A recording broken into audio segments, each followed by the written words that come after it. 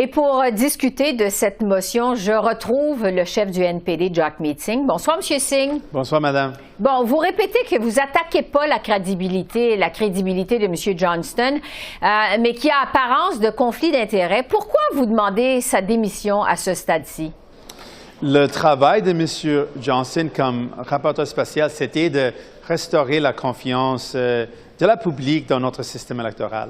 Et je dis qu'il ne peut pas le faire à cause d'une apparence de partialité qui nuit aux efforts de restaurer la confiance. Et je donne deux exemples. Premièrement, l'exemple de l'avocat principal qu'elle a embauché et le fait qu'elle a un bilan où elle a donné des fonds au gouvernement libéral, au Parti libéral, depuis 2006 jusqu'à récemment, chaque élection au Parti libéral, et elle était le chef avocat. Aussi, dans le rapport lui-même, c'est clair que ça manque le rigueur. Le fait que dans le rapport, M. Johnston a accepté les paroles du gouvernement sans pushback, sans critiquer les paroles. Donc, dans ce cas, l'apparence de partialité, c'est vraiment important. On doit éviter ça. Et à ce moment, il y a une apparence trop forte. Et ça, c'est pourquoi on demande que le gouvernement enlève M. Johnston. Ce n'est pas quelque chose de personnel, c'est par rapport à cette apparence, et l'apparence est trop forte. Oui. On sait, M. Singh, que vous avez conclu une entente avec les libéraux minoritaires de Justin Trudeau pour les maintenir au pouvoir. Est-ce que vous allez retirer votre soutien aux libéraux si le rapporteur spécial David Johnston reste en poste? Non, ce qu'on va faire, c'est de continuer de mettre la pression sur le gouvernement. L'entente, c'est effectivement le fait que le gouvernement appuie nos demandes, le fait qu'on a forcé le gouvernement de mettre en œuvre les soins dentaires, le fait que le gouvernement a appuyé 27 demandes néo-démocrates pour continuer. Donc, on ne veut pas donner une excuse au gouvernement libéral de ne pas faire les choses comme les soins dentaires parce qu'on sait ils ont voté contre cette idée dans le passé. Ils ne veulent pas, les libéraux ne veulent pas aller de l'avant, donc on doit les forcer. Donc on ne retire pas les promesses que le gouvernement a faites pour les forcer de livrer les choses importantes pour les Canadiens. Ce qu'on va faire, c'est de continuer de mettre la pression, de monter la pression sur le gouvernement, de déclencher une enquête publique. Oui. Donc, juste pour être clair, là, pas question de briser votre entente avec les libéraux là-dessus. Non, donc ce qu'on va faire, on va continuer d'utiliser notre entente pour forcer le gouvernement de livrer les soins dentaires, de livrer une assurance médicaments universelle, de livrer plus de protection pour les travailleurs, les choses que les gens méritent d'avoir. Et on va continuer de mettre la pression de lancer une enquête publique avec un débat aujourd'hui et un vote la prochaine semaine. Mais comment vous comptez convaincre le gouvernement de vous écouter si vous n'avez pas ce levier de menace de faire tomber le gouvernement? Parce que, bon, à chaque fois, on vous demande si vous avez l'intention de faire tomber le gouvernement. Vous dites toujours non. Comment vous comptez convaincre le gouvernement, finalement, si vous ne menacez jamais de le faire tomber? On a un pouvoir d'utiliser notre pression. Dans le passé, le gouvernement a dit non aux soins dentaires, par exemple. Ça fait 2 ans. Il y a 2 ans que le gouvernement a voté contre cette idée. 2 fois, ils ont travaillé ensemble avec les conservateurs pour défaire nos motions, pour s'attaquer à cette idée. Mais maintenant, c'est la réalité pour les enfants de moins de 12 ans et à la fin de cette année, ça va être la réalité pour nos aînés aussi. Donc, on ne lâche pas, on continue de mettre la pression, on continue de demander une enquête publique. C'est la bonne chose à faire, c'est important. Donc, on va continuer de mettre cette pression, on ne lâche pas. Oui. Pour revenir justement sur le dossier de l'ingérence étrangère, vous avez demandé à examiner les documents secrets que le rapporteur spécial, M. Johnston, a pu consulter pour écrire son rapport. À quel moment ça va avoir lieu, cette rencontre, cette consultation? Donc, la date n'était pas fixée, donc on va vous aviser quand on a la date.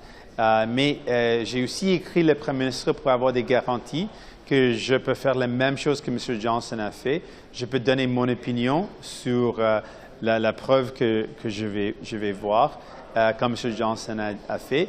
Et je veux aussi souligner comment l'approche de M. Poilievre n'est pas une approche sérieuse. S'il n'est pas prêt de voir les documents, s'il n'est pas prêt de voir la preuve. Ça montre quelqu'un qui veut jouer un jeu politique, mais quelqu'un qui n'est pas sérieux pour vraiment défendre notre système de démocratie. Comme M. Trudeau a ignoré les faits, M. Poilievre ne veut pas les regarder. Dans mon cas, je vais les regarder et je veux faire des actions concrètes. Je veux prendre des actions concrètes pour protéger notre démocratie. Oui, mais quand même, ce sont des documents qui sont secrets. Qu'est-ce que vous espérez accomplir? Parce qu'après tout, vous ne pourrez rien révéler là, de cette consultation. Je peux donner mon opinion, comme M. Johnson a dit. Je peux donner mon opinion sur si le gouvernement a fait tout ce qu'il faut. Je peux donner mon opinion sur le fait que comment les allégations sont sérieuses ou non. Ça peut me renforcer ma position de continuer de poursuivre une enquête publique. Donc, je peux dire beaucoup. Et j'ai écrit une lettre pour garantir que je vais avoir les mêmes opportunités de présenter mes opinions, comme M. Johnson a fait.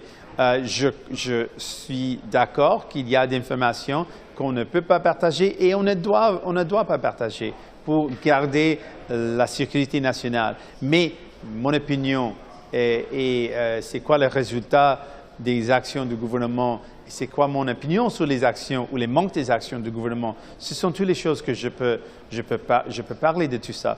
Et c'est pourquoi je dis que je pense que M. Poilievre et M. Blanchet sont en erreur. Et ce n'est pas une bonne approche de ne pas voir la preuve, de ne pas voir les documents. Ça réduit la capacité de rendre compte du gouvernement. Oui.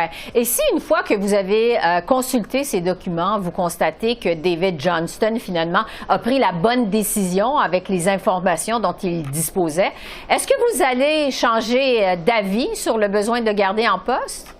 Non, parce que ce n'est pas une question de ses conclusions, c'est une question de l'apparence de partialité. Et à ce moment, avec cette apparence, ça nuit la confiance de la public dans ses conclusions. Et pour moi, c'est vraiment un travail de restaurer cette confiance, d'assurer les Canadiens que ces allégations, on les pris au sérieux et on agisse pour régler les choses. Et on ne peut pas donner la confiance à la public si les gens ne croient pas dans le processus parce qu'il manque de crédibilité à cause d'une apparence de partialité. C'est pourquoi souvent on parle de cette importance d'impartialité avec les juges, avec les gens qui prennent une décision. Ce principe, c'est vraiment important parce que ça donne la confiance. Et un manque, s'il n'y a pas une apparence d'impartialité, s'il y a une apparence de partialité, ça nuit à la confiance. Et ça, c'est un problème. Oui.